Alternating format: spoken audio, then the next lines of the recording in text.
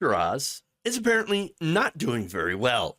Following his failed run for U.S. Senate in Pennsylvania, Oz is actually begging his producers to take him back and is not having much luck. So now, according to Radar Online, Oz has been desperately attempting to plot a television comeback after losing his race to Democratic rival John Fetterman. In fact, according to a source talking to Radar Online, no one in the mainstream will touch him. You can't just alienate half of your audience with a political stance and expect to bring in an audience on your return to television. Now, another source says he's beating the bushes to revive his health-oriented talk show and groveling to everyone who knows he knows to give him a break.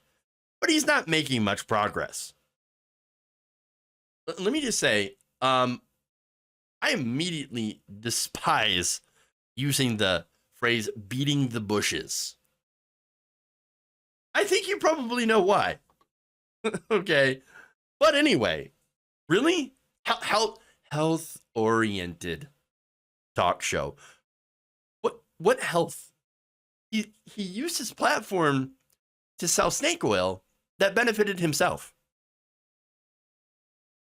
But here's Oz saying, oh, please, let me back on daytime TV, please, so I can go and give people super questionable medical advice, which actually just makes me a ton of money. Why? Why would anyone do that? Again, we found out, thanks to his campaign, that he was up to some super questionable stuff, pretty shady stuff.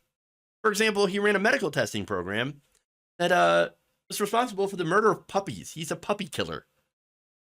He also sold people, of course, on snake oil that didn't work. By the way, he was invested in the very same companies and didn't mention that on his show when he was hawking their products. Look, not only that, but you had him volunteering information. It's like, oh yeah, I drink pee in order to help diagnose people. What? You don't need to do. You don't need to do that. Plus, you have all these different gaffes that happened during his campaign, like the crudité.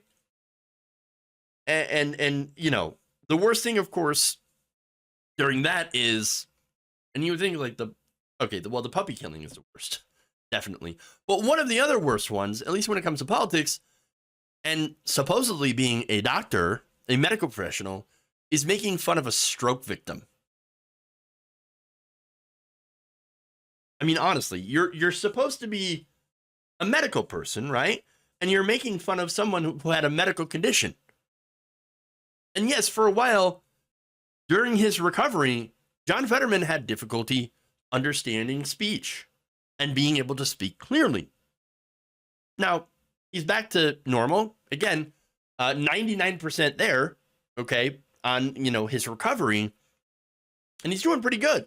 But for a while, again, you had to give him time to recover.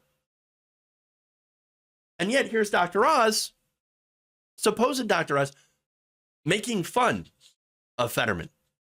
I mean, it's horrifying, disgusting, and it shows you who Oz really is. The only people who destroyed his reputation is him.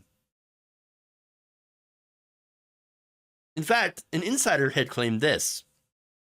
He can't even get a word with his former producer.